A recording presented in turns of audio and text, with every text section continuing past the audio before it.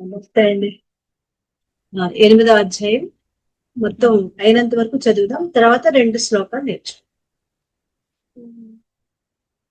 శ్రీకృష్ణ పరబ్రహ్మణే నమః. శ్రీమద్భగవద్గీత అథ అష్టమోధ్యాయః. అక్షర పరబ్రహ్మ యోగః. అర్జున ఉవాచ కిం తద్బ్రహ్మ కిమధ్యాత్మం కిం కర్మ పురుషోత్తమా అధిభూతం చ కిం ప్రోక్తం అధిదైవం కిముచ్యతే అధియజ్ఞ కథం కోత్ర దేహేస్మిన్ మధుసూదన ప్రయాణకాలే చ కథం జ్ఞేయోసి నియతాత్మభిః. శ్రీ భగవానువాచ అక్షరం బ్రహ్మ పరమం స్వభావోధ్యాత్మముచ్యతే భూతభావోద్భవకరః విసర్గః కర్మ సంజ్ఞితః అధిభూతం క్షరో భావః పురుషశ్చాది దైవతం అధియజ్ఞోహమేవాత్ర దేహే దేహభృతాంబర అంతకాలే చ మామేవ స్మరన్ ముక్త్వా కళేబరం యప్రయాతి సమద్భావం యాతి నాస్త్యత్ర సంశయః. యం యం వాపి స్మరన్ భావం త్యజత్యంతే కళేబరం తం తమేవైతి కౌంతేయ సదా తద్భావ భావితః. తస్మాత్ సర్వేషు కాలేషు మామనుస్మరయుధ్య చ మయ్యర్పితమనో బుద్ధిః మామే వైష్యస్య సంశయః. ధ్యాసయోగయుక్తేన చేతసా నాన్యగామినా పరమం పురుషం దివ్యం యాతి పార్థాను చింతయన్. 9, 10, 11 ఈ 3 కూడా పెద్ద శ్లోకాలు. మామూలుగా ఇప్పుడు చదివినట్లుగా కాకుండా కొద్దిగా దాన్ని కొద్దిగా చదివే విధానం మారుతుంది. ఒకసారి చూడండి. కవిం పురాణ మనుశాసితారం అణోరణీయాంస మనుస్మరేచ్ఛః సర్వస్య ధాతార మచింత్య రూపం ఆదిత్యవర్ణం తమసః పరస్తాత్. తర్వాత శ్లోకం కూడా చూద్దామా? ఇలాగే ఉంటుంది రెండో శ్లోకం. ప్రయాణకాలే మనసాచలేన భక్త్యా యుక్తో యోగబలేన చైవ భ్రువోర్మధ్యే ప్రాణమావేశ్య సమ్యక్ సతం పరం పురుష ముపైతి దివ్యం. 6వ శ్లోకం ఒకసారి చూడు. 5లో మనం చాలా వివరంగా మరణాన్ని మంగళప్రదం చేసుకోవటం అంటే ఏంటో వివరించుకున్నాం కదా. 6వ శ్లోకం కొద్దిగా ఇది జాగ్రత్తగా ఇక్కడి నుంచి జాగ్రత్త. యం యం వాపి స్మరన్ భావం త్యజత్యంతే కళేబరం తం తమేవైతి కౌంతేయ సదా తద్భావ భావితః. కౌంతేయ, ఏ ఏ భావాన్ని స్మరిస్తూ ఈ కళేబరాన్ని వదులుతావు. కళేబరం అంటే శరీరం అన్నమాట. వాళ్ళు నిత్యము ఆ భావాన్నే భావిస్తూ ఉంటారు కాబట్టి దాన్నే పొందుతారు. అంత్యకాలంలో కలిగే సంకల్పానికి అంత బలం ఎలా వస్తుందో భగవానుడు ఇక్కడ తెలియజేస్తున్నాడు. అంతేకాదు, పరమాత్మను స్మరిస్తూ ప్రాణాలు వదిలిపెడితే పరమాత్మను చేరుకుంటారనే సిద్ధాంతాన్ని కూడా ప్రతిపాదిస్తున్నాడు. నిరంతరం నువ్వు దేన్ని స్మరిస్తూ ఉంటావో ఆ భావనే, ఆ సంస్కారమే నీలో వాసనగా ఉండిపోతుంది. అదే నీకు అంత్యకాలంలో గుర్తొస్తుంది. ఆ సంస్కారానికి అనుగుణమైన జన్మనే నువ్వు తర్వాత కూడా పొందగలుగుతావు. భ్రమరం కీటకాన్ని తీసుకొచ్చి గూట్లో పెడుతుంది. ఆ గూటికి సన్నని రంధ్రం ఉంటుంది. దాని గుండా లోపల కీటకం ఉందో లేదో అని మధ్య మధ్యలో దాన్ని లోపల పొడుస్తూ ఉంటుంది. దానికి భయపడి ఆ కీటకం చుట్టూతో తిరుగుతూ ఆ భ్రమరాన్నే తప్పించుకోవాలని కీటకం కూడా లోపల తిరుగుతూ ఉంటుంది. భయంతో కీటకం తిరిగి తిరిగి తిరిగి దాన్నే తలుచుకుంటూ భ్రమరంగా మారిపోతుంది. ఇది భ్రమర కీటక న్యాయం. మనం ఇప్పుడు ఏ దశలో ఉన్నాం? ప్రస్తుతం మనమందరం కీటక దశలో ఉన్నాం, కీటకంలా ఉన్నాం.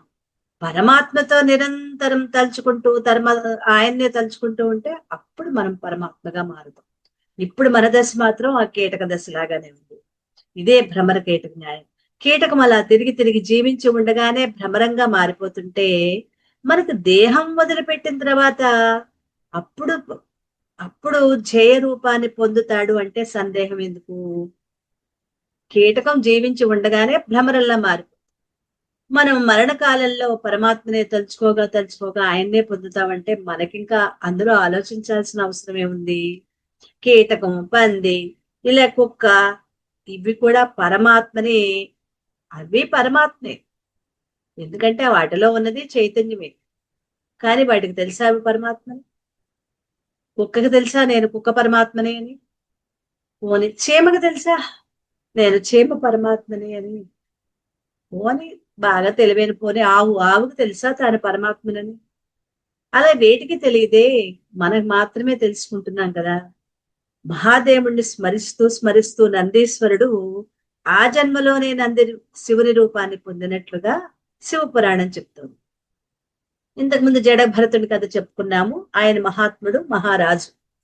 ఆయన అరణ్యంలో తన రాజ్య పరిపాలన బిడ్డలకి ఇచ్చేసి అరణ్యంలో అనుష్ఠానము తపస్సు చేసుకుంటూ ఉండిపోయారు.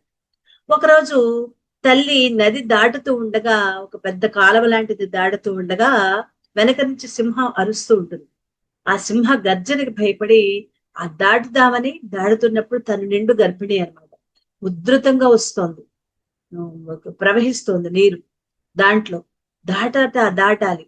తను ఆ సమయంలో ఒక జింక పిల్లని ప్రసవించి ఆ నదిలో కొట్టుకెళ్ళిపోతుంది. ఆ పిల్ల ఒడ్డు నుండిపోతుంది. పాప ఏం దూరం నేను చూస్తాడు, అది అరుస్తూ ఉంటుంది. ఆ బిడ్డని, అప్పుడే పుట్టిన జింక పిల్లని తీసుకుని ఆయన చూసి చాలా ప్రేమతో మమకారంతో దాన్ని పెంచుకుంటాడు.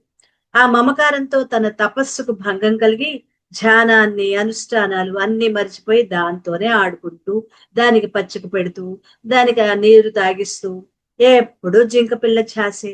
చివరికి దాన్నే తలుచుకుంటూ ప్రాణాలు కూడా వదిలిపెట్టాడు. తర్వాత జన్మలో తానే ఒక జింక పిల్లగా జన్మిస్తాడు. జింకగా దేన్నైతే తలుచుకుంటూ మరణించాడో అదే అవుతాడు. అంటే మరణ సమయంలో ఏ భావాన్ని స్మరిస్తూ ఉంటావో ఆ భావానికి అనుగుణమైన జన్మనే పొందుతావు. అంతేకాదు, మరణ సమయంలో దేన్ని స్మరిస్తూ ఉంటావో నీవు జీవించినంత కాలం స్మరించి దానిని నీలో సంస్కారంగా నిలుపుకుంటావు. ఇప్పుడు మెలకువ స్థితిలో అంటే ఇప్పుడు మనకి పూర్తిగా అన్ని విషయాలు వింటూ తెలుసుకుంటూ ఉన్న ఈ అద్భుతమైన ఈ స్థితిలో మనం ఏదైతే తలుచుకుంటూ ఉంటామో ఎక్కువగా చివరిలో కూడా దాన్నే మనం సంస్కారంగా నిలుపుకుంటాం. చచ్చేటప్పుడు భగవంతునిపై మనస్సు ఉంటే గొప్ప భక్తుడిగా జన్మిస్తాడు. అలా కాక ఏ కుక్క మీదో, పెంచుకునే కుక్క మీదో, ఆవు మీదో, దేని మీదైనా దృష్టి ఉంటే అటువంటి జన్మలే వస్తాయి. కాబట్టి మరణకాలంలో ఏ భావన ఉంటే అదే సిద్ధిస్తుంది. మతి ఎంతో గతి కూడా అంతే. ఒక బ్రాహ్మణ సన్యాసి తన అంత్యకాలంలో చెప్పులు స్మరిస్తూ చనిపోయాడు. చెప్పులు. కానీ అతను చాలా భక్తుడే, కానీ పరమాత్మ పట్ల తనకి అత్యంత భక్తి ప్రేమ ఉంది. కానీ తను చనిపోయే ముందు చెప్పులని తలుచుకుంటూ ఆ ప్రాణం పోయింది. అందువల్ల రోహిదాస్ అనే చండాలుడై భక్తుడై జన్మించి ఆ జన్మలో తాను ముక్తిని పొందుతాడు. ముక్తి పొందటం అంటే తరించే మార్గంలోకి వెళ్తాడు. మనిషి పుట్టేటప్పుడు ఒంటరిగా పుడతాడు. తన వెంట ఒక్క చీపురు పుల్ల గాని, అవన్నీ ఎందుకు, కట్టుకునే బట్ట కూడా తెచ్చుకోడు.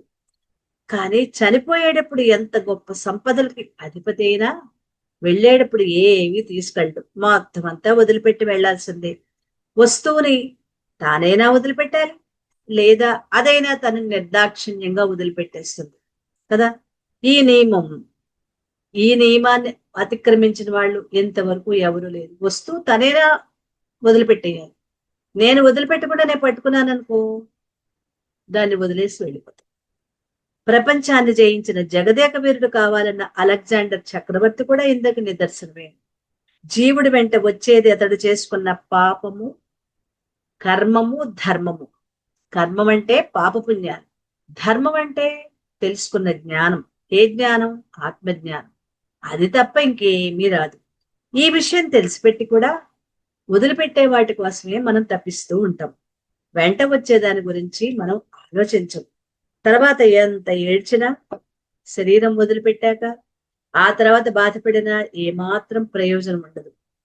కాబట్టి అనిత్యమైన, అవసరం లేని, ఇక్కడ వదిలిపెట్టే లౌకిక విషయాల గురించి, వస్తువుల గురించి, బిడ్డలు ఏమైపోతారు, నేను సంపాదించిన ఆస్తులు ఏమైపోతాయో, నాకున్న బంగారం ఏమైపోతుందో, అది అక్కడ పెట్టాను, ఇది ఎక్కడ పెట్టాను, చివరి క్షణంలో కూడా మనసులో ఉండేవేమి, ఇప్పుడు నా దేహం ఇంక వదిలిపెట్టి వెళ్ళిపోతున్నానని ఆకలి తెలుస్తూ ఉంటుంది. ఇంకొక విషయం, దేహం వదిలిపెట్టే వాళ్ళకి ఆఖరి క్షణాలు తెలిసిపోతాయి. పైకైతే వాళ్ళు చెప్పలేరు, పంచుకోలేరు, కానీ వాళ్ళకి తెలుస్తుంది. తెలుస్తున్నప్పుడు ఏం చేయాలి? ఇంకా నేను వెళ్ళిపోతాను అనుకున్నప్పుడు ఇంకా ఇవి అక్కడ పెట్టాను, అది ఇక్కడ పెట్టాను, ఎవరికి చెప్పాల్సిన అవసరం లేదు. ఎందుకంటే మనం ఏదైతే చేయదలుచుకున్నామో దాన్ని చేసి అక్కడ వాళ్ళకి వదిలిపెట్టేసి నిశ్చింతగా, ఇంకా నాకు సంబంధం లేదు, దీన్నే వదిలిపెట్టేస్తున్నప్పుడు ఎక్కడ వాళ్ళతో నాకేం సంబంధం? అది మొదటి నుంచి తెచ్చుకోవాలి. ఒక వయస్సు వచ్చిన తర్వాత అది వదిలిపెట్టడం నేర్చుకోవాలి. ఒక్కొక్కటి ఒక్కొక్కటి వదిలేయాలి. మనం ఇంకా పెద్ద వయసు వచ్చిన తర్వాత కూడా వదిలిపెట్టకుండా ఉంటాయి. అదే కొత్త గిన్నెకి, కొత్త గిన్నెలు, కొత్త బట్టలు చూడటం, వాటికి స్టిక్కర్లు ఉంటాయి. కొన్ని స్టిక్కర్లు గట్టిగా అతుకు, జిగురు ఉంటుంది దాని వెనకాల, అది గట్టిగా గమ్ అంటుకుపోయి ఉంటుంది, దాన్ని మనం తీయలేం. అదే బజార్ నుంచి మనం ఏ స్టీల్ గిన్నో, ఇత్తడి గిన్నో తెచ్చుకున్నాం అనుకోండి, దానికి స్టిక్కర్ అంటిస్తుంది. ఆ స్టిక్కర్ ఊడి పడదు. అది పీకాలంటే దాన్ని వేడి చేస్తే ఆ జిగురు మెత్తపడి ఇలా తీస్తే వచ్చేస్తుంది. అది ఇప్పుడు మనకి ఉన్నాయి తెలివితేటలు. అంటే ఆ స్టిక్కర్ ఈ దేహానికి, ఈ జీవుడు, ఈ దేహానికి ఈ జీవుడు అతుక్కుపోయి ఉంది. అతుక్కుపోయి ఉండి స్టిక్కర్ లాగా ఊడిపడదు. మరి దాన్ని వేడి చేయడం, గిన్నెను వేడి చేయడం అంటే ఏమిటి? నిరంతరం తలుచుకోవడం. ఎక్కడ నేను ఒక్కొక్కటి వదిలిపెట్టేయాలి, నాకు సమయం వచ్చేసినప్పుడు, నేను ఏ క్షణంలో అయినా సరే నాకు ఇంకా వెళ్ళిపోతాను అనుకున్నప్పుడు, ఇక్కడ వాటిని నేను పట్టించుకోవాల్సిన అవసరం లేదు, ఇక్కడ నేను వదిలేయాలి. ఇంకా ఒక వయసు వచ్చిన తర్వాత మనం వదిలిపెట్టడం, ముందుకు ప్రయాణం చేసాం, ఇప్పుడు మనకి రూట్ మారుతోంది, పరమాత్మ వైపు ప్రయాణం చేస్తున్నాం. చేస్తున్న ప్రయాణం మనకి మళ్ళీ మనం వెనక్కి రాము. ఇది వెనక్కి వచ్చేది కాదు. మనం ముందుకు వెళ్తున్న కొద్దీ దారి వెనకాల దారి మూసుకుపోతుంది. చూడండి, హిమాలయ పర్వతాలు ఎక్కే వాళ్ళకి ఒక్కొక్కసారి పైకి ఎక్కుతూ ఎక్కుతూ ఉన్నప్పుడు వెనకాలంతా కూడా మంచు కొండలు విరిగి పడిపోతూ ఉంటాయి. వెనక్కి తిరిగి రావడానికి ఆ ప్రదేశం మళ్ళీ అక్కడ అది ఉండదు. ఆ మంచు చర్యలు పడిపోతూ ఉంటాయి అన్నమాట. వాళ్ళు చాలా కష్టపడి ఆ మొత్తం ఆ శిఖరం చేరుకోవడానికి ప్రయత్నం చేస్తారు. ఆ ట్రెక్కింగ్ చేసే వాళ్ళు చాలా కష్టపడతారు. ఒక్కొక్కసారి ప్రయాణం సాఫీగా ఉంటుంది, ఒక్కొక్కసారి ప్రయాణం చాలా కష్టంగా ఉంటుంది. తిరిగి వెనక్కి రావడానికి అదే దారి వాళ్ళకి కుదరకపోవచ్చు. అలా మనం ఒక్కొక్క రోజు గడుస్తున్న కొద్ది వెనక రోజుకి దారి మూసుకుపోతూ ఉంటుంది. అది మనం భావించుకుని నేను ముందుకే ప్రయాణం చేయాలి కాబట్టి వెనక్కి దారి అంటే మళ్ళీ వెనక్కి తిరగం, ఇంకా మళ్ళీ వెనక్కి రావాల్సిన అవసరం ఉండదు. అది అంటే గతంలోకి వెళ్ళిపోతామా? మళ్ళీ మనం 40 ఏళ్ల వాళ్ళుగా అయిపోతామా? మళ్ళీ 20 ఏళ్ల వాళ్ళుగా అయిపోతామా? మళ్ళీ 5 సంవత్సరాల బాలుడిగా పిల్లలైతే ఆ పాపగా అయిపోయి ఆడుకోగలమా? అవేం చేయలేం కదా. కాబట్టి మన ప్రయాణం ఎప్పుడు ముందుకే ఉండాలి. ముందుకే ఉన్నప్పుడు ఏం చేయాలి? అవసరమైన వాడుకున్నాం, అక్కర్లేని వాటిని అక్కడే వదిలేయాలి.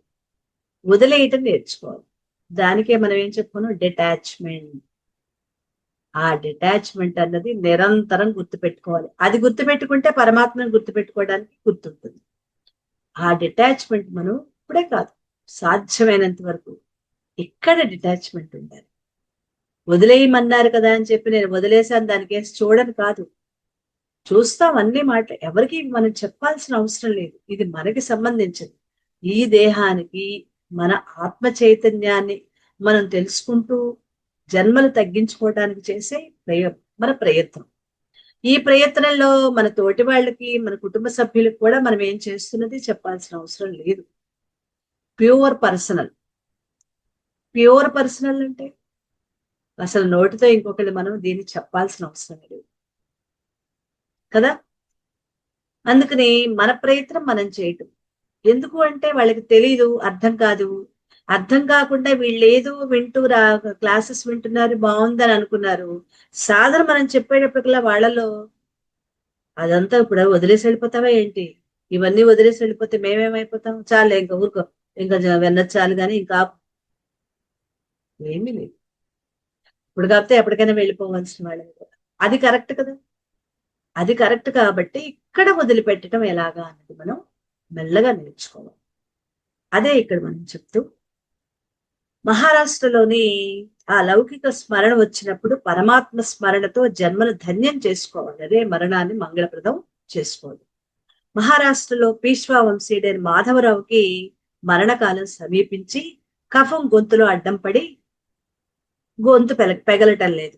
కఫాన్ని తొలగిస్తే అతిసారం అంటే మోషన్స్ అయిపోతాయి. అతిసారం తొలగిస్తే కఫం అడ్డుకుంటుంది. దేంతోనైనా మరణం తప్పదు. ఆ మరణం ఎలాగూ తప్పదు కాబట్టి అతిసారంతో వచ్చినా సరే కఫాన్ని తొలగించండి. వస్తే అతిసారం వస్తుందిలే, భగవన్నామ స్మరణ నేను గట్టిగా ఉచ్చరిస్తూ ప్రాణం వదులుతాను అంటాడు. ఎలాగూ పోయే ప్రాణం పోయేదే కదా, ఏదో ఒక దాంతో పోవాలి. కనీసం నేను చెప్పుకోవటానికి గట్టిగా ఉచ్చరించడానికి నాకు వస్తోంది కాబట్టి దానికే నాకు మందివ్వండి. భగవంతుడికి ఈ శ్లోకంలో అర్జునుడి కౌంతేయ అంటాడు. అంటే ఓ కుంతి కుమారా, కుంతీదేవి శ్రీకృష్ణుని యొక్క పరమ భక్తురాలు. జీవితం అంతా కృష్ణుణ్ణి స్మరిస్తూనే ఉంది. చివరికి అంత్యకాలంలో అరణ్యంలో ధృతరాష్ట్రుడు గాంధార్లకి సేవ చేస్తూ చేస్తూ అరణ్యంలో అగ్ని పుడితే దావాగ్ని అనమాట, దావానలా అగ్ని పుట్టి ఆ అగ్నికి మొత్తం ముగ్గురు కూడా ఆహుతైపోయి మరణించే సమయంలో కూడా శ్రీకృష్ణుడినే మనసారా తలుచుకుంటూ ప్రాణాలు వదిలిపెట్టింది. అలాంటి పుణ్యాత్మరాలైన తల్లికి పుట్టిన ఓ అర్జున, అంత్యకాలంలో నా స్మరణ నీకు కష్టం కాదులే. నువ్వు కూడా నీ తల్లిలాగా నిరంతరం పరమాత్మ స్మరణ చేస్తూనే ఉండగలవు అనే భావనలో కుంతి కుమారా అని పిలుస్తాడు. నిత్యము స్మరించేదే అంత్యకాలంలో గుర్తొస్తుంది కాబట్టి ఏం చేయాలి? 7వ శ్లోకం. తస్మాత్ సర్వేషు కాలేషు మామనుస్మర యుధ్య చ మయ్యర్పిత మనో బుద్ధి మామే వైశ్యస్య సంశయః. అందువల్ల అన్ని సమయాలలో నన్ను స్మరించుకుంటూ యుద్ధం చేయి. ఇప్పుడు నీ పని ఏమి చేస్తావు? నువ్వు చేసేది యుద్ధమే.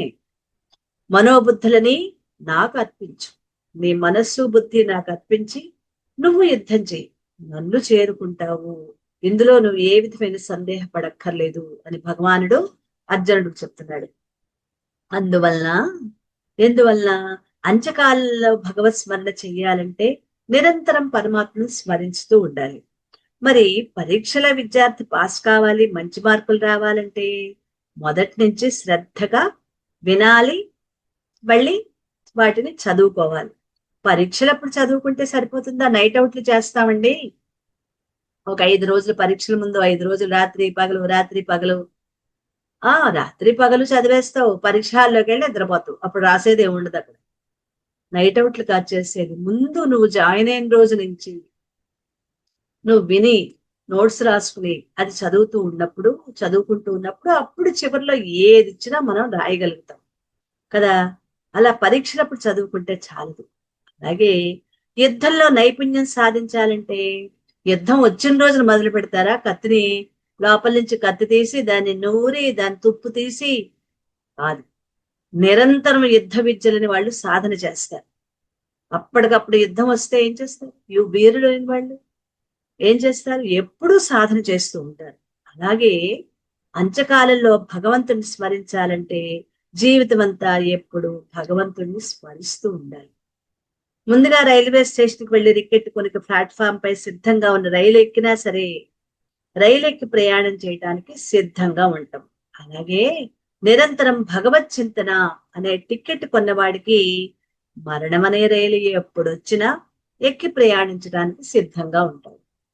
గంట లేట్ అన్నా సరే ఆ ప్లాట్ఫామ్ మీదే కూర్చుంటాడు. వచ్చాక ఎక్కుతాడు, ముందు టికెట్ కొనుక్కుంటే. అలాగే భక్తి అనే టికెట్ తీసుకోండి, పరమాత్మ నిరంతరం తలుచుకోండి, ఎప్పుడొస్తే అప్పుడే వస్తుంది.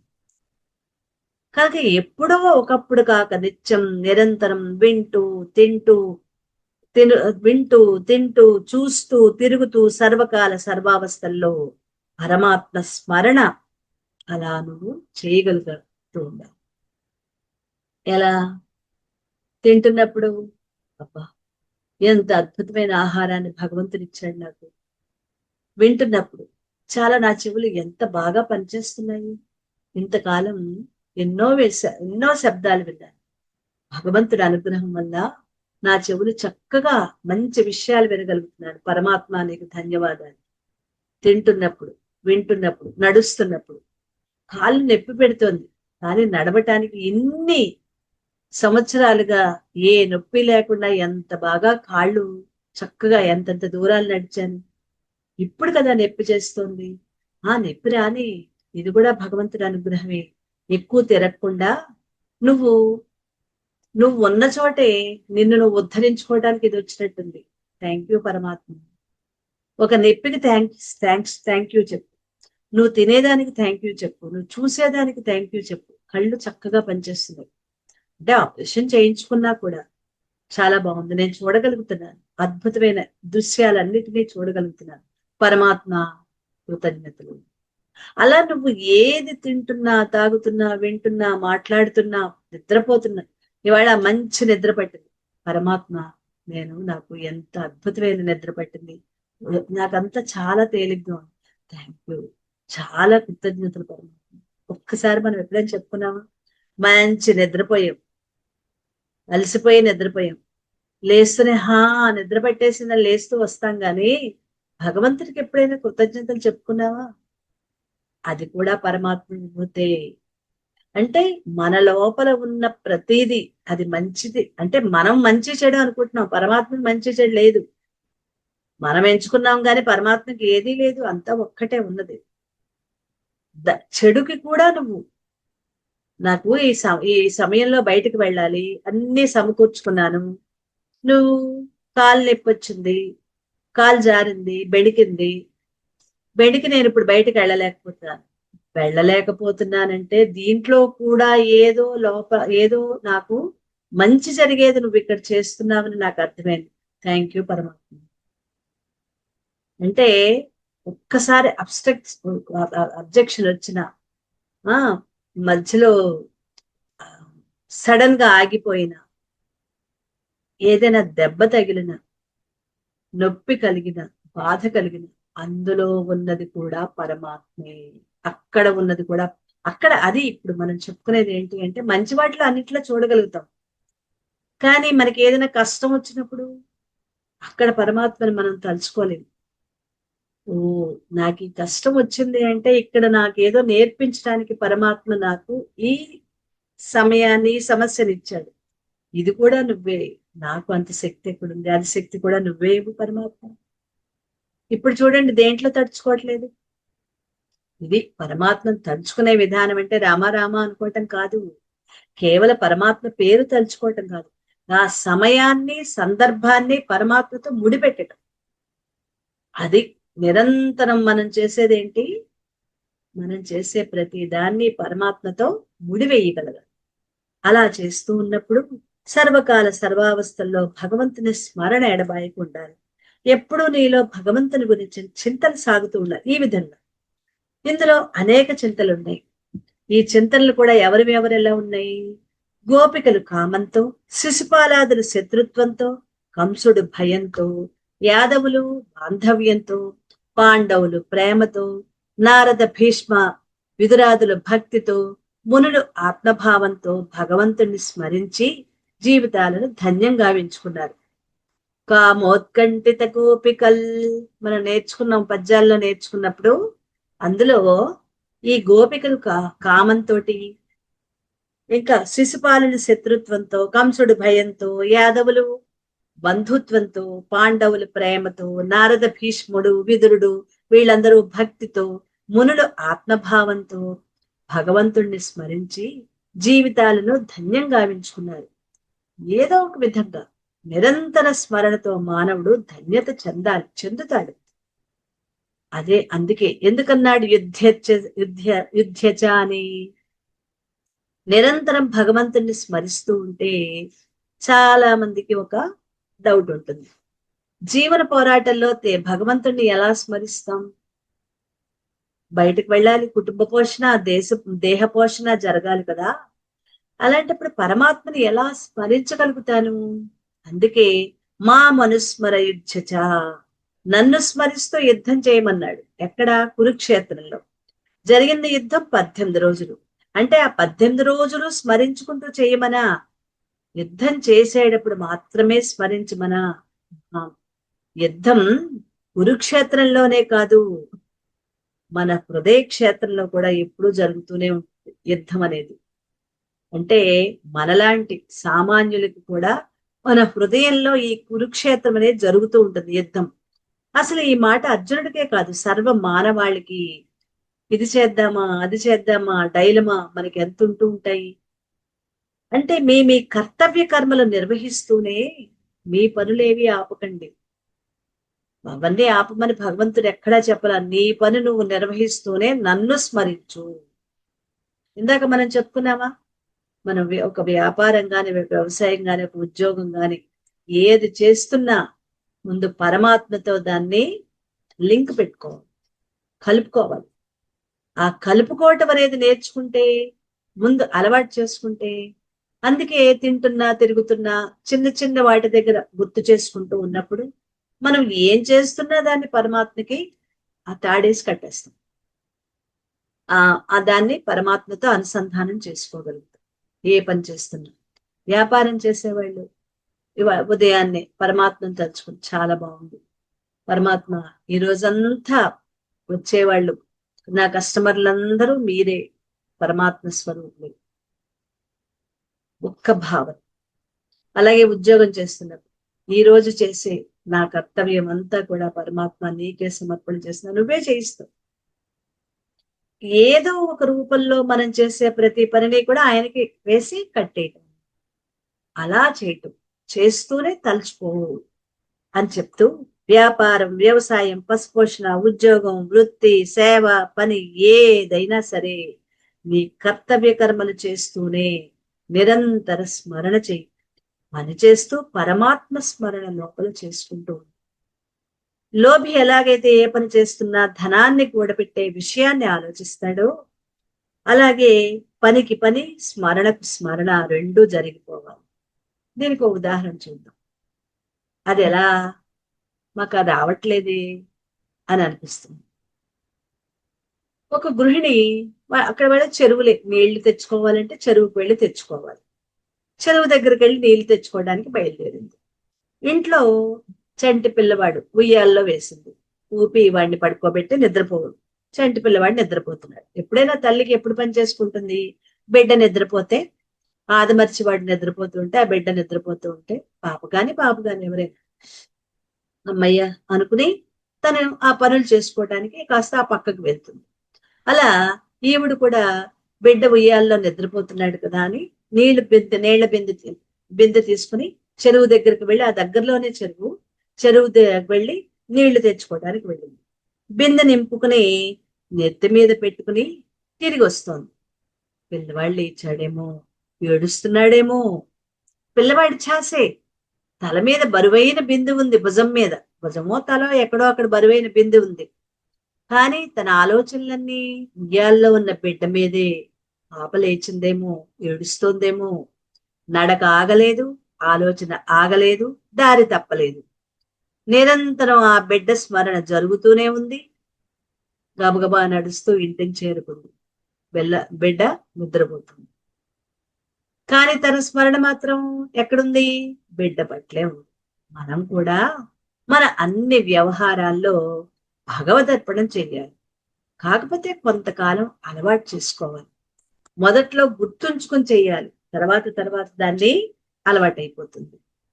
ఇప్పుడు గుడిలో మనం చూస్తున్నప్పుడు కొత్తగా ఆ గుడిలో పూజారి తన చేతి కిందకి ఒక చిన్న అంటే చిన్నేం కాదు, తన స్మార్థం నేర్చుకున్న కుర్రవాడిని, అంటే ఆ మంత్రాలు అవన్నీ విధి విధానాలు నేర్చుకున్న తన శిష్యుణ్ణి తన చేతి కింద పెట్టుకుని నేర్పిస్తూ ఉంటారు. గుడిలో ఎలాగ మొత్తం ఆ కార్యక్రమాలు ఎలా చేయాలో, పూజ పునస్కారాలు, మా హారతి ఇవ్వటం, గంట కొట్టటం, అదంతా అన్ని ఎలా జరగాలో అవన్నీ కూడా నైవేద్యం ఎలా పెట్టాలో అవన్నీ నేర్పిస్తారు. హారతి, గంట, మంత్రం. మంత్రం చదువుతూ ఉండాలి, చేత్తో హారతి ఇవ్వాలి, ఒక చేత్తో గంట కట్టాలి. 3 ఒకేసారి సాగాలి. మామూలుగా మనకైతే ఏదో ఒకటి జరుగుతుంది, మంత్రం చదువుతాం లేదా హారతిస్తాం. హారతిస్తే మంత్రం ఆగిపోతుంది, మంత్రం చదువుతే హారతి ఆగిపోతుంది. ఇంకో చేత్తో గంట కొట్టాలి. 3 జరగాలి ఇక్కడ. ఎలా ఒకేసారి 3 జరుగుతాయో, అది ఎలా జరిగింది, ఎలా వచ్చింది? సాధనతో వచ్చింది. ఒక్క రోజులో రాల. ఓ చేత్తో గంట కొడుతూ ఉంటాడు, ఓ చేత్తోనేమో హారతిస్తూ ఉంటారు, ఇంకో నోటితో మంత్రం చదువుతారు. మరి దానికి ఎంత సాధన. అలాగే మనం కూడా నిరంతరం చేస్తూ చేస్తూ కూడా పరమాత్మ స్మరణను మాత్రం వదిలిపెట్టవద్దు. మనోబుద్ధులు భగవంతుడికి సమర్పణ చేయాలి. పూలు, పళ్ళు, కొబ్బరికాయలు ఇవన్నీ ఇస్తాం. ఎందుకంటే అవి నీవి కాదు, చెట్టు నుంచి గిల్లి తెచ్చుకున్నాం. నీకు పుణ్యం రావాలంటే, ప్రయోజనం కలగాలంటే బయట వస్తువులు కాదు ఇవ్వాల్సింది. బయట నుంచి పళ్ళు, పువ్వులు, కాయలు తీయకపోతే ఒకసారి నేను చూశానండి, వాళ్ళు చాలా కటిక పేదవాళ్ళు, అంటే కూలి పనులు చేసుకునేవాళ్ళు. ఇలా నేను ఎవరిని విమర్శించటం లేదు, దయచేసి ఎవరు కూడా తప్పుగా దీన్ని అవగాహన చేసుకోవద్దు, సరి అయినట్టుగా మనం అర్థం చేసుకుందాం. వాళ్ళు శనివారం వచ్చింది, శనివారం వస్తే గుడికి వెళ్ళి దర్శనం చేసుకోవాలి. నిజం చెప్పండి, ఇవాళ మనం గుడికి వెళ్తున్నామంటే పళ్ళు, పువ్వులు, పసుపు, కుంకుమ, అగరత్తి, కొబ్బరికాయ, ఇంకా ప్రసాదాలు ఇన్ని చేసుకుంటే గాని గుడికి వెళ్ళట్లేదా? లేదు, అలా ఏం లేదు.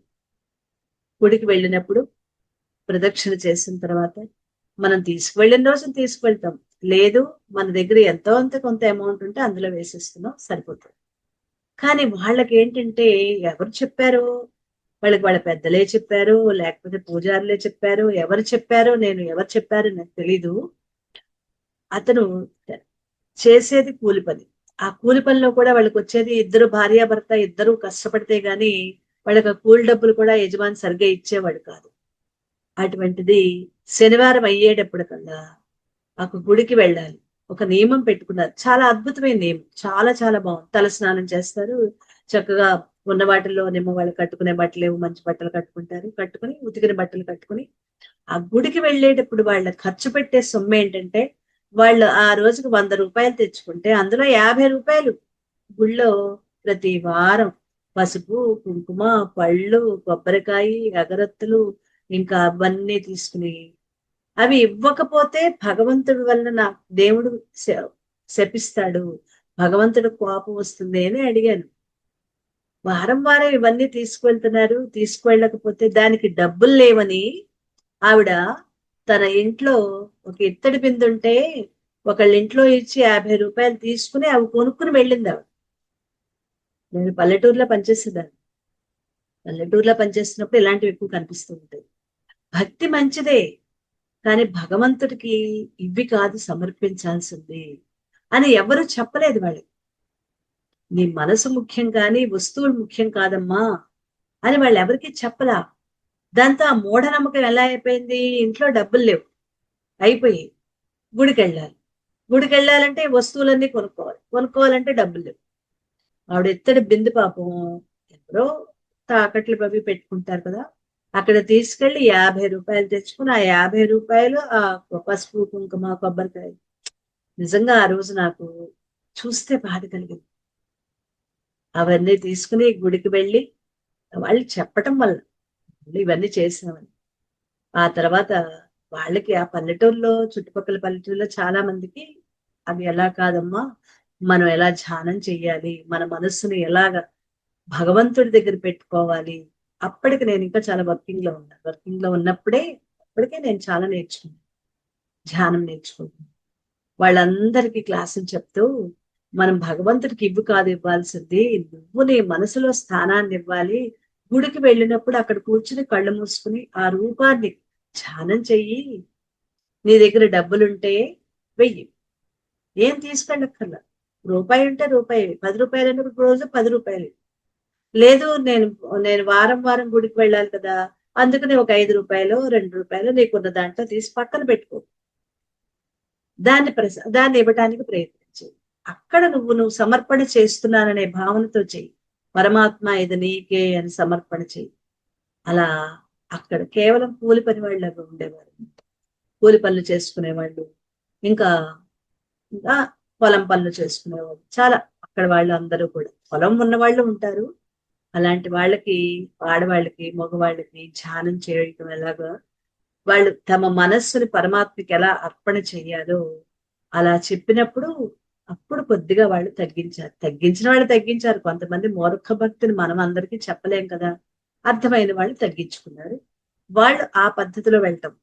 ఇవాళకి కూడా చాలా మందికి ఏంటంటే శనివారం వచ్చినా లేకపోతే ఇంకొక రోజైనా ఇవన్నీ చెయ్యకపోతే భగవంతుడు మనల్ని శపిస్తాడు, కోపం వస్తుంది ఆయనకి అనే భావనలో ఉండిపోతారు. కానీ నీకు పుణ్యం రావాలంటే, ప్రయోజనం కలగాలంటే ఈ వస్తువుని సమర్పించడం కాదు, నీ మనోబుద్ధులని సమర్పించు. మనస్సు బుద్ధి పరమాత్మకు అర్పించు. కాబట్టి వాటిని సమర్పించమన్నారు. జీవుణ్ణి దేవుడికి దూరం చేసేవి ఈ మనోబుద్ధులే. ఈ మనస్సు బుద్ధి భగవంతుడు ఎక్కడో ఉన్నాడని చెప్తున్నాయి, దూరం చేస్తున్నాయి. కానీ పరమాత్మకి దగ్గరగా ఉండాలంటే మనస్సు బుద్ధిని పరమాత్మకి అప్పచెప్పే, ఆ రెండుటిని వాటిని వదిలించుకో. అలా నీ మనస్సు బుద్ధి సమర్పిస్తే, అంటే పూలు పళ్ళు ఇవన్నీ ఎలాంటివి అంటే పాయసం చేసి అందులో గరిటె పెడతారు కదా. మనం భగవంతుడి నివేదన లేకపోతే మన కోసం పాయసం చేశాం, అందులో గరిటె ఉంది. ఆ గరిటెకి పాయసం యొక్క రుచి తెలుస్తుందా? ఆ గిన్నెకి తెలుస్తుందా, గరిటెకి తెలుస్తుందా, దాన్ని పెట్టిన మూతకి తెలుస్తుందా? వేటికి రుచి తెలియదు. అలాంటిది ఈ పూలు పళ్ళు సమర్పించడం అంటే అది అర్థం చేసుకోడు, అది తెలియటల్లా. అంటే ఇవ్వకూడదండి భగవంతుడికి, ఇవ్వు. నా మనస్సు అనే పుష్పాన్ని సమర్పణ చేస్తున్నాను. నీ దొడ్లో ఏదైనా పువ్వు పూస్తే ఒక పువ్వు తీసుకొచ్చి భగవంతుడి పాదాల దగ్గర పెట్టుకో. నా పుష్పాన్ని కూడా ఇలాగే సమర్పిస్తున్నాను. అంతేగాని అలాగే నాలోని అహంకారాన్ని తొలగించు. చాలా గట్టిగా ఉంది అహంకారం, దాన్ని నేను పగలగొట్టుకోలేకపోతున్నాను, నువ్వే పగలగొట్టు అని కొబ్బరికాయని కొట్టు. కొబ్బరికాయ ఎందుకు కొడుతున్నావు? అహంకారాన్ని తొలగించుకోవటం కోసం. నేనని గట్టిగా పట్టుకుంటున్నాను, నేను కాదని తెలుస్తోంది, రోజు వింటున్నా, ఇది నేను తొలగించుకోలేకపోతున్నాను. పరమాత్మ అహంకారాన్ని ఇగో ఇంత గట్టిగా ఉంది. కొబ్బరికాయ చూడు, లోపల తీయని కొబ్బరి నీళ్లు ఉన్నాయి. అవి రావాలి అంటే దాన్ని చిత కొట్టాలి, పగలు కొట్టాలి. అలా కొబ్బరి లోపల ఉన్న నీరులాగా పరమాత్మైన నిన్ను నేను తెలుసుకోవాలంటే తెలుసుకోలేకపోతున్నాను అహంకారంతో. ఆ అహంకారాన్ని నాలో తొలగించు అని కొబ్బరికాయ. అలా వాటిని నువ్వు ఏది సమర్పణ చేస్తున్నావో అది నాలోని భావాన్ని తొలగించి నీకు దగ్గర చెయ్యి అనే భావనతో నువ్వు ఏది సమర్పణ చేసినా అవే మనోబుద్ధులని సమర్పించటం.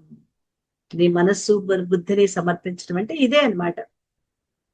ఈ విధంగా సమర్పణ చేయి. ఏమీ లేదు. మీరు అక్కడ చాలా మందికి తెలియని ఒక విషయం, భగవంతుడి దగ్గర మన ఇంట్లో కావచ్చును, గుళ్ళో కావచ్చు, ఇంట్లోనే మీరు పూజ చేసుకుంటున్నారు ప్రతిరోజు, అలవాటుగా చేసుకోండి. ఒక గ్లాస్తో నీళ్లు పెట్టుకోండి, అక్కడే పెట్టుకోండి. ఎక్కడైతే పూజ చేసుకుంటున్నారో, ఎక్కడైతే కాసేపు కళ్ళు మూసుకుని ఏదో మంత్రాలు మీరు ఏం చదువుతారు, అష్టోత్తరమా సహస్రం, ఎందుకంటే చేస్తున్నాం, అందరం చేస్తున్నాం. దీపం పెట్టుకుంటున్నారు, అగరత్తి వెలిగించుకుంటున్నారు, నైవేద్యం ఒక గ్లాస్తో నీళ్లు పెట్టు. ఆ నీళ్లు కూడా అక్కడే పెట్టుకుని మీరు చదివే ఏ మంత్రం అయితే, గాయత్రి మంత్రమా లేకపోతే ఇది సూర్యోపనిషత్తులో చదివే మంత్రమా, ఏదైతే చదువుతున్నారో దాన్ని అక్కడ పెట్టి కొంతసేపు మీరు చదవండి. ఆ తర్వాత ఆ నీటిని తీసుకోండి. అది ఆ నీరు ఛార్జ్ అవుతుంది. ఆ మంత్రంతో అనుసంధానమయ్యి ఆ నీరు తొందరగా గ్రహిస్తుంది. అది నీ లోపలికి వచ్చినప్పుడు నీ లోపల ప్రశాంత స్థితిని తెస్తుంది. ఇది కూడా ఒక సాధనే, ఇది కూడా ఒక పద్ధతి. ఎందుకంటే కొంతసేపు మనం పరమాత్మ ఎక్కడైతే మనం పూజా మందిరము లేకపోతే మన ఫోటో పెట్టుకున్న చోటు మనం కింద కూర్చోలేకపోతే ఏ కుర్చీలోనూ కూర్చుంటాం, స్టూల్ మీద ఒక గ్లాసు నీళ్లు పెట్టుకోండి, కళ్ళు మూసుకుని మీకు ఉన్న ఏది చదవాలను, నాకేం చదవాలని లేదండి, గుర్తు రావటం లేదు, నమస్కరించి పరమాత్మ నీకు నమస్కారం. మనకి ఇంకా బోల్డ్ ఉన్నాయి, ఇప్పుడు భగవద్గీతలో ఉన్నాయి, మనం నేర్చుకునే బోల్డ్ ఉన్నాయి. కాసేపు వీటిలో చదవండి, మీరు ఏది చదివినా పర్వాలేదు, కాస్త పైకి ఉచ్చరించి చదవండి, నీరు అక్కడ ఛార్జ్ అవుతుంది. ఆ నీటిని తీసుకోండి. మనసు ప్రశాంతం అవటమే కాదు, ఆరోగ్యం కూడా దివ్యమైన ఆరోగ్యంగా. దివ్యత్వంలో అన్నీ ఉంటాయి, మంచి ఉంటుంది, చెడు ఉంటుంది, న్యూట్రల్ ఉంటుంది, అన్నీ ఉంటాయి. ఆ దివ్యత్వాన్ని మనం పొందుతాం. అందుకే పూర్వం ఋషులు ఏం చేస్తారు, వాళ్ళ కమండలంలో నీళ్లు పక్కన పెట్టుకుంటారు. కేవలం వాళ్ళు నీళ్లు శాపాన్ని వదిలిపెట్టడం కోసం కాదు వాళ్ళు పెట్టుకున్నది. వాళ్ళు నీటిని పక్కన ఎందుకు పెట్టుకుంటారు, కమండలంలో చెంబులో అన్నమాట. ఆ నీరు ఛార్జ్ అవుతుంది. వాళ్ళు ఆహారం తీసుకోకపోయినా ఆ నీటిని సేవించి వాళ్ళు చాలా రోజులు ఉండగలుగుతారు. మనకి అంత శక్తి మనకి ఉందా లేదా అనే తర్వాత విషయం. కానీ మన సాధన మనం చేయటం మొదలు పెడితే ఆ స్థితి మనం ఇంట్లో ఉండగానే తెచ్చుకుంటాం, మనం ఎక్కడికి వెళ్ళక్కర్లా.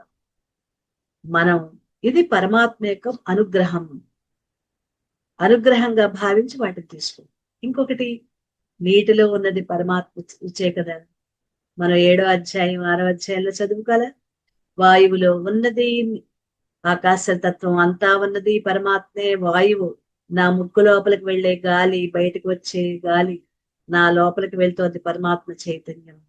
నా దేహమునందంతటా ఉన్నది వేడి, ఆ వేడేంటి, ఆ ఉష్ణోగ్రత పరమాత్మ చైతన్యం.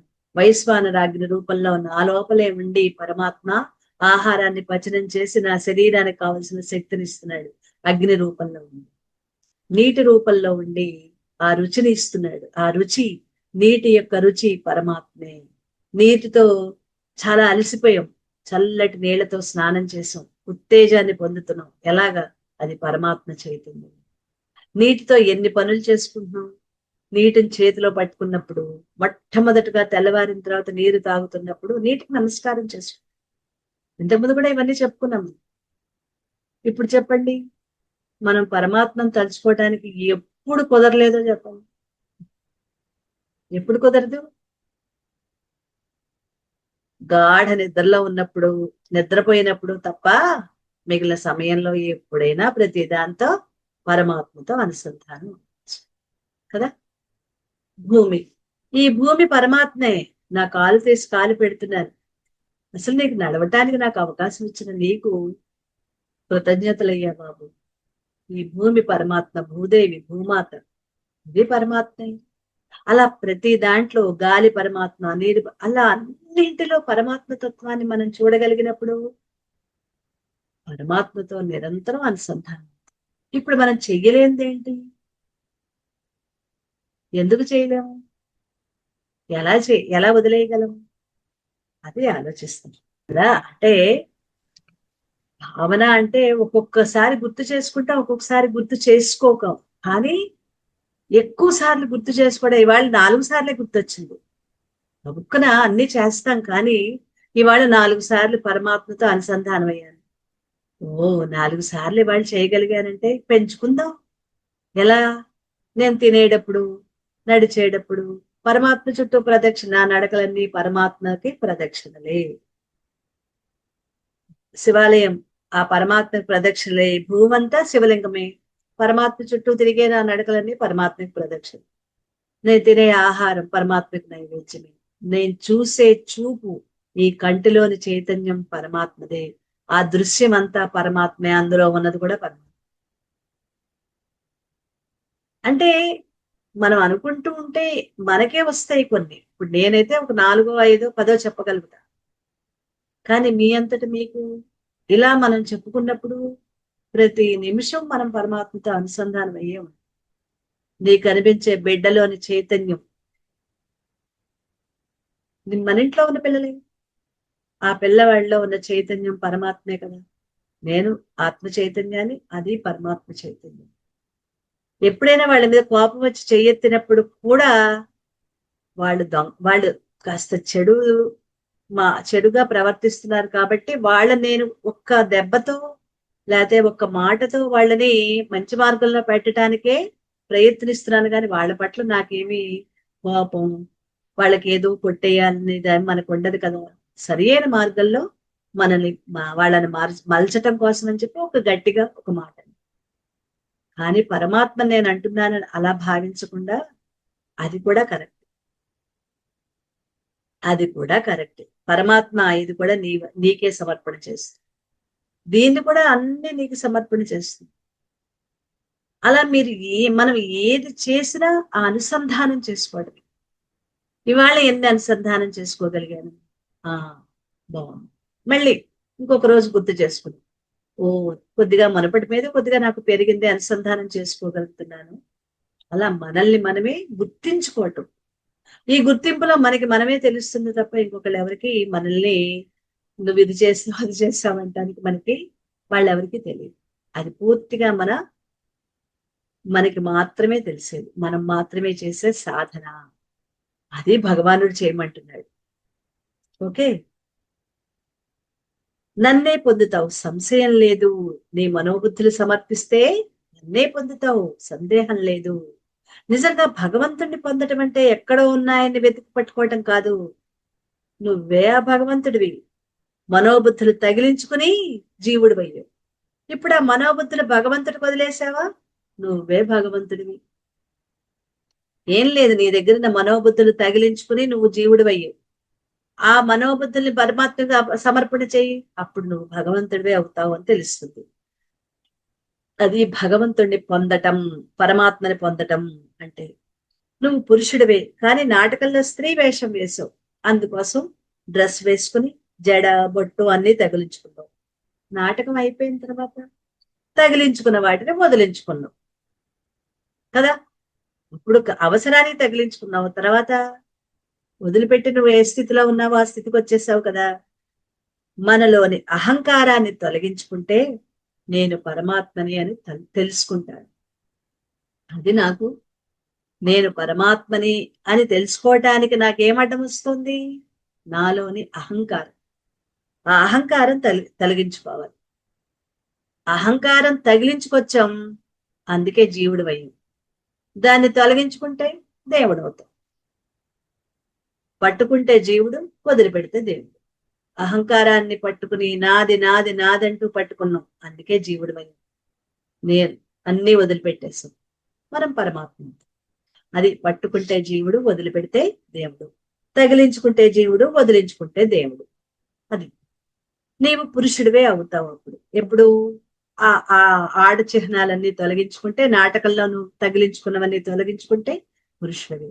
అలాగే నువ్వు పరమాత్మవే, ఇందులో ఏ సంశయం అవసరం లేదు.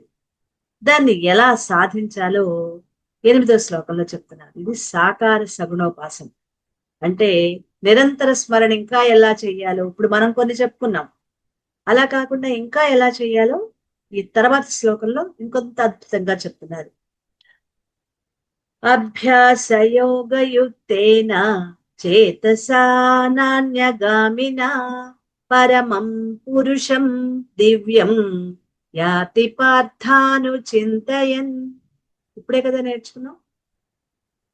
పార్థ, అభ్యాస యోగంతో కూడుకుని అన్య విషయాలపైకి పోని మనస్సుతో నిరంతర చింతన చేస్తే దివ్యమైన పరమ పురుషుణ్ణి చేరుకుంటారు.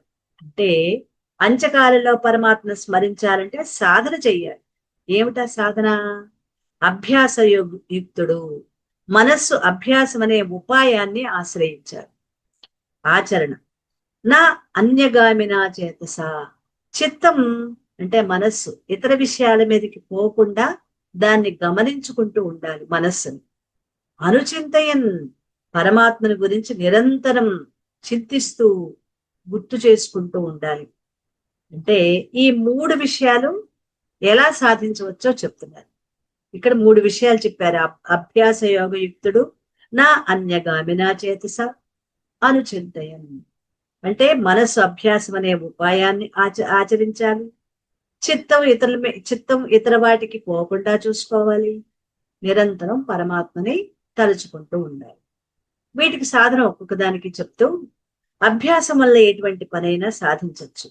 అభ్యాసం వల్లే రోడ్డు మీద మనం చూస్తూ ఉంటాం, చిన్న పిల్లలు తీగ కట్టి తీగ మీద డాన్స్ చేయిస్తూ ఉంటారు, నడిపిస్తూ ఉంటారు. చూడండి, వాళ్ళు వాళ్ళు ఒక తీగ స్తంభం, రెండు చిన్న స్తంభం కట్టి ఒక తీగ కట్టి దాని మీద చిన్న పిల్ల నడుస్తూ ఉంటుంది. కళ్ళు మూసుకుని పడుకుని వాడు ఏవో చెప్తూ ఉంటాడు, గారడి అనమాట. పోనీ అలాంటి పనులు చేస్తూ ఉంటారు కదా. అది ఎలా చేయగలిగింది ఆ పాప? ఎంతో సాధన ఉంటేనే దాని మీద చేయగలుగుతుంది. అభ్యాసం వల్లనే సర్కస్ లో తీగ మీద నడవటం సాధ్యమవుతుంది. అభ్యాసం వల్లనే అనేక జంతువులు, క్రూర మృగాలు చెప్పిన పనులు చేస్తాయి సర్కస్లు కదా. అభ్యాసం వల్లనే ఎవరెస్ట్ శిఖరాన్ని ఎక్కగలిగారు. ఒక్క రోజులో ఎక్కారా? వాళ్ళు ఎంత సాహసం చేశారు. మనం బాహుబలిలో చూడలా, పైనుంచి జలపాతం పడుతూ ఉంటే ఆ కొండల మీదకి పైకెత్తడానికి ఎంత సాహసం చేశాడు, ఎంత అభ్యాసం చేశాడు. అదే ఒక కారణమే. అభ్యాసం వల్లనే నీటిలో మునిగిపోయి చాలా కాలం ఉండే విద్యను నేర్చుకుంటున్నారు. అలాంటి విద్య దుర్యోధనుడు నేర్చుకున్నాడు, జలస్తంభన విద్య అని. అభ్యాసం వల్లనే క్రీడలలో, యుద్ధాలలో నైపుణ్యం సంపాదించగలిగారు. నీరజ్ చోప్రా జావెలిన్ క్రీడలు దాన్ని ఎంతో కష్టమైనది, కానీ వీళ్ళు ఎంత అభ్యాసం చేసి, క్రికెటర్స్ కానీ ఎవరైనా వాళ్ళు ఎంత కష్టపడితే వాళ్ళు ఆ క్రీడల్లో రాణించగలిగారు. మహాభారతంలో అర్జునుడు భోంచేస్తూ ఉంటే గాలికి దీపం ఆరిపోయింది. నోట్లో ముద్ద లోపలికి పోయింది, అయినా ముద్ద నోట్లోకే వెళ్ళింది. ఎందుకుని? రోజు తినడం అలవాటు కదా, మనకైనా అంతే, అభ్యాసం వల్ల కదా అనుకున్నాడు. చీకట్లో భోజనం చేయటం కుదిరినప్పుడు చీకట్లో బాణ ప్రయోగం ఎందుకు కుదరదు అని సాధన ప్రారంభించాడు. చీకట్లో కూడా బాణాలు వదలగలుగుతున్నాడు. అంటే అప్పుడు గురువు గారు, ఏంటి చీకట్లో ఏదో శబ్దం వినిపిస్తోందని ద్రోణాచార్యుడు వచ్చి చూస్తారు. అప్పుడు చెప్తాడనమాట, చీకట్లో భోజనం చేయగలిగినప్పుడు చీకట్లో నేనెందుకు బాణాలు సంధించలేను, అది నాకు మనసులోకి వచ్చింది, అందుకే నేను చేస్తున్నాను. గురువు ఎంత సంతోషిస్తాడు. ఎందుకంటే చీకట్లో పూర్వం దీపాలు ఉండేవి. చీకట్లో అది మన నోట్లో పెట్టుకుంటే గబుక్కునే పురుగో పుట్టరో ఏదైనా, ఏ దోమో, పురుగంటే ఇంకేం కాదు, దోమలు చీమలు ఉంటాయి కదండి, అవి నీ నోట్లోకి వెళ్ళిపోతాయని చీకట్లో తినొద్దు అనేవారు. కరెంటు పోతే నోట్లోకి పెట్టుకునేవారు, కరెంటు పోయినా దీపం ఆరిపోయినా అది అన్నం తినద్దు అని చెప్పేవారు మనకి, మన చిన్నప్పుడు కదా. ఇప్పుడు అందరికీ కూడా చేయొద్దు, కరెంటు పోయే ప్రసక్తే లేదు. ఒకవేళ పోయినా కూడా ఉంటాయి కదా, ఇంకా ప్రత్యామ్నాయాలు బోర్డు ఉన్నాయి. అందుకని వాళ్ళ అటువంటి దుస్థితి పరిస్థితి వాళ్ళు ఎవరికీ లేదు. కరెంటు పోతే తినద్దన్న కారణం, లైట్ లేకపోయినప్పుడు తినద్దన్న కారణం అంటే నోట్లోకి ఏ వస్తువు వెళ్తుందో నీకు తెలియదు కాబట్టి చీకట్లో తింటున్నప్పుడు కింద కూర్చున్నా తినేవాళ్ళు. ఇప్పుడంటే టేబుల్ ఎవరు కింద కూర్చోట్లేదు. కింద కూర్చుని తింటున్నప్పుడు చేవలు దోమలు కూడా ఉంటాయి కదా, అవి గబుక్కులు లోపలికి వెళ్తాయనే ఉద్దేశంతో ఆ రోజుల్లో వద్దనేవారు. అలా సాధన దేనితేనైనా సాధించవచ్చు సాధన చేస్తే. అందుకే తచ్చింతనం తత్కథనం అన్యోన్యం తత్ప్రబోధనం అన్నారు. విద్యారణ్య స్వామి చెప్పారు, తచ్చింతనం తత్కథనం అన్యోన్యం తత్ప్రబోధనం. పరమాత్మ గురించే చింతించు, పరమాత్మని గురించే మాట్లాడు. నిలుచున్నా, కూర్చున్నా, తింటున్నా, తిరుగుతున్నా నిరంతరం భగవత్ చింతనలోనే సాగించు. ఇందాక మనం చెప్పుకున్నాం కదా, ఏది చేస్తున్నా పరమాత్మతో ముడివేసుకోవటం. మొదట్లో ఈ అభ్యాసం కష్టంగా ఉన్నా క్రమంగా సరైన మార్గంలో పడుతుంది. అనేక లౌకిక విషయాల గురించి చింతించటం అలవాటైపోయిన మనస్సు బయట విషయాలైతే బాగా గుర్తుంటాయి కదా. జరిగిపోయిన విషయాలు, గతంలోనివి అవన్నీ గుర్తుంచి మళ్ళీ అయ్యో ఆ రోజు అలా చేయకుండా ఉండాల్సింది, వాళ్ళకి అనవసరంగా మాట్లాడకుండా ఉండాల్సింది, భలే జరిగిందిలే, వాళ్ళ 4 మాటలు అన్నాను, తెక్క తీరుందిలే అధవకి ఇలా మళ్ళీ మనసులో అవే భావనలు వచ్చేస్తుంటాయే. అలా అలవాటైపోయిన మనస్సు దొంగగొడ్డులాగా అటే పరిగెడుతుంది. అయితే సాధన వదలకుండా చేస్తే క్రమంగా పరమాత్మ చింతనలో మిగిలిపోతుంది. అక్కర్లేని చింతన మనసులోకి ఏదైనా వస్తే అయిపోయిందిగా, ఇప్పుడు దాని గురించి అవసరమా నీకు? ఎవరిని ప్రశ్నించాలి? మనస్సును ప్రశ్నించాలి. అయిపోయింది. ఇప్పుడు నువ్వు వెనక్కి వెళ్ళి ఏం చేస్తావు? దాన్ని ఏం చేద్దాం అనుకుంటున్నావు? దా వెనక్కి రా. ఎవరినో అనక్కల్లా, మన మనస్సునే తీసుకొచ్చి వెనక్కి లాక్కోవాలి. జరిగిపోయిన విషయాలు మళ్ళీ వాటి జోలికి. అయితే అది గుర్తు ఎందుకు ఉండాలి? మళ్ళీ అటువంటి పని మనం చేయకుండా ఉండాలంటే అది గుర్తు పెట్టుకోవాలి, అది కరెక్ట్. కానీ అక్కడికే వెళ్ళి కూర్చుని మళ్ళీ రేగోకుని దాని గురించి చింతించడం అనేది అది సరి అయిన విషయం కాదు. అయితే సాధన వదలకుండా చేస్తే క్రమంగా పరమాత్మ చింతనలో నిలిచిపోతాం. సాధన వదిలిపెట్టకూడదు. ఇలా మనస్సుని నిరంతరం పరమాత్మ చింతనలో ఉంచడమే అభ్యాస యోగం. ఇందాక చెప్పిన దాంట్లో ఒకటోది. 2 చేతస అన్యగామిన. ఎంతగా అభ్యాసం చేస్తున్నా మనస్సు ఇతర విషయాల మీద పోకుండా ఉండదు. అలవాటు కదా, జన్మ జన్మల అలవాటు అది. ఈ జన్మలో మనం సాధన ఇప్పుడు మొదలెట్టాం, మరి కోటాను జన్మలుగా అది బయటికి పారిపోయే అలవాటు కదా. ప్రాపంచిక వస్తు విషయాలు, భోగాలు, ఏదో ఒకటి మనస్సు మాటి మాటికి వాటి మీదకే వెళ్ళిపోతూ ఉంటుంది. అలా వెళ్ళే మనస్సునే చెలించే మనస్సు అంటారు. మరి అది పరమాత్మ మీద నిలబడదు. సాధన కుదరదు, అభ్యాసం కుదరదు. అందువల్ల ఇప్పుడు అవన్నీ నశించిపోయేవి. నీకు అవసరమా? ఎవరికి చెప్పాలి ఆ మాట? మనస్సుతో చెప్పాలి. శాశ్వత ఆనందాన్ని అవి ఏమీ ఇవ్వవు. దాన్ని తలుచుకున్నందువల్ల కష్టము, బాధే తప్ప ఏ ఆనందము ఉండదు అని తలుచుకుంటూ మనస్సులో గట్టిగా నిశ్చయం చేసుకుంటూ వాటి పట్ల వైముఖ్యాన్ని కలిగి ఉండాలి. చిచ్చి పాత విషయాలు ఇప్పుడు అంత అవసరమా? మనసు ఎప్పుడు చూసినా అటే పోతుంది అని ఒక్కసారి దాన్ని విసుక్కోవచ్చు. దాన్ని 2 తిట్లు తిట్టుకోవచ్చు. మనం ఎవరిని తిట్టుకోవట్లా, మన మనస్సునే. నీకు బుద్ధి లేదు, వెళ్ళి అక్కడే కూర్చుంటావు. పిల్లలు చూడండి, చెప్పిన మాట వినకుండా ఒక చోటే వెళ్ళి సెలవుల్లో కూర్చుని ఆడుతూ ఉంటారా? వాళ్ళు ఏమంటారు, నీకు బుద్ధి ఉందా? నీకు ఎప్పుడు వెళ్ళి అక్కడే కూర్చుంటావు? ఇంకే ఇంట్లో ఏ పనులు లేవా? చదువుకోక్కర్లేదా? సెలవిస్తే చదువుకోవద్దా? ఇంట్లో పనులు లేవా అని పిల్లలు తిట్టట్లా? పిల్లల్ని అయితే గబగబా తిడతామా, మన మనస్సును మనం తిట్టుకోకూడదా? దాన్ని కూడా తీసుకొచ్చి ఇక్కడికే తెచ్చుకోవాలి. అది అవసరమా నీకు? ఆలోచన ఎందుకు నీకు? అది కూడా మనసు ఆ మనసు కూడా చిన్నబుచ్చుకుంటుంది. పిల్లలు ఎలాగైతే తిట్టగానే ఇలా తలంచుకుని లోపలికి వచ్చేస్తారో, ఇది కూడా ఏం చేస్తుంది? తలంచుకుని లోపలికి వచ్చేస్తుంది. అందుకని 2 తిట్లు దాన్ని అప్పుడప్పుడు తిడుతూ ఉండొచ్చు. వైరాగ్యం కలిగి ఉండాలి. అదే సమయంలో పరమాత్మే సత్యం, నిత్యం, ఆనంద స్వరూపం. అసలు నేను ఆనందాన్ని, ఈ ఆనందం నన్ను నేను తెలుసుకోవాలి అంటే నాకు అడ్డం వచ్చేది నా మనస్సు. ముందు దీన్ని నేను సరిచేసుకుంటే నేను ఆనంద స్వరూపాన్ని, ఆ ఆనందాన్ని నేను అనుభవించగలుగుతాను అని గ్రహించి ఆ పరమాత్మపై ఏకాగ్రమైన మనస్సును నిలపాలి. అదే అభ్యాసం సులభం అవుతుంది. అదే నా అన్యగామన చేతస అనుచింతయన్. ఇలా మనస్సుని అన్యమైన విషయాల పట్ల పోకుండా నిరంతరం పరమాత్మనే చింతిస్తూ అభ్యాస యోగంలో సాధన చేయాలి. ఆ సాధన అప్పుడప్పుడు కాకుండా మళ్ళీ మళ్ళీ మళ్ళీ మళ్ళీ వదలకుండా చింతన చేయాలి. దాన్నే అనుస్మరన్ అని కాకుండా అనుచింతయన్, నిరంతరం స్మరించటం మళ్ళీ మళ్ళీ. అలా చేస్తూ ఉంటే మరణకాలంలో కూడా భగవంతుని స్మరించడం అవుతుంది. అంటే ఇంత సాధన చేస్తేనే కానీ ఆ చివరి రోజుల్లో గుర్తుండదు. ఏదో అక్కడో కాలు, ఆ పడవలో కాలు, ఈ పడవ మీద కాలు వేసి ఉందామంటే చివరి క్షణంలో గుర్తుండదు. అంటే లౌకికంగా ఉంటూ ఎప్పుడైనా గుర్తు చేసుకుంటే చివరి క్షణంలో నీకేమీ గుర్తుండదు. ఇలా మరణకాలంలో కూడా స్మరిస్తేనే పరమాత్మని అందుకునేది. ఇక్కడ అర్జునుడిని పార్థ అని పిలుస్తున్నాడు. పార్థ అంటే వృధాపుత్రుడు.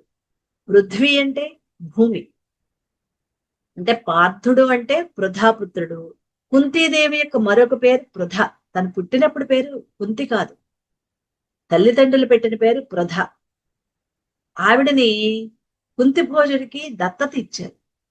ఎప్పుడైతే దత్తత ఇచ్చారో ఆవిడ అప్పటి నుంచి కుంతి అయింది. కానీ ఆవిడకి అంత అద్భుతమైన పేరుంది పృథ. పృథ అంటే భూమి అన్నమాట. మనము భూమిపుత్రులమే కదా, మనందరము పార్థులమే. మనందరం పార్థులమే, పృథ్వీపుత్రులం. అంటే మరణ సమయంలో అర్జునుడికే కాదు, అర్జునుడి నిమిత్తంగా చేసుకుని సర్వ మానవాళికి బోధిస్తున్నాడు భగవానుడు. అందుకే పార్థ అంటే ఓ వినే మనుషులారా, మానవులారా, మీరందరూ పార్థులే, పృథ్వీపుత్రులమే మనందరం. కాబట్టి గురువు యొక్క శాస్త్రం యొక్క ఉపదేశాలు గ్రహించి అన్య విషయాలపైకి మనస్సు పోకుండా ఉండే ఏకాగ్రమైన మనస్సుతో భగవత్ స్మరణ చింతన నిరంతరం చేస్తూ ఎలాంటి పరిస్థితుల్లో కూడా అభ్యాసాన్ని వదిలిపెట్టకుండా అలా చేయగలిగినప్పుడే మరణ సమయంలో భగవత్ స్మరణ చేయగలుగుతాం అని చెప్తూ మనం ధ్యానించవలసిన పరమ పురుషుల లక్షణాలు ఎలా ఉండాలో 9వ శ్లోకంలో, చాలా ముఖ్యమైన శ్లోకం ఇది. ఇది రేపు చెప్పుకుందాం. 9